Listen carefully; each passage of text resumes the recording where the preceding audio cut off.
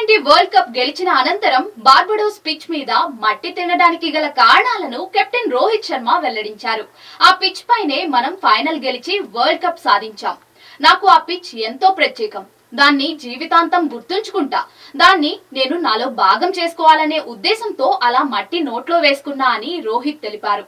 Barbados వేదికగా జరిగిన ఫైనల్లో సౌత్ ఆఫ్రికాపై 7 పరుగుల తేడాతో ఇండియా గెలిచిన విషయం తెలిసిందే.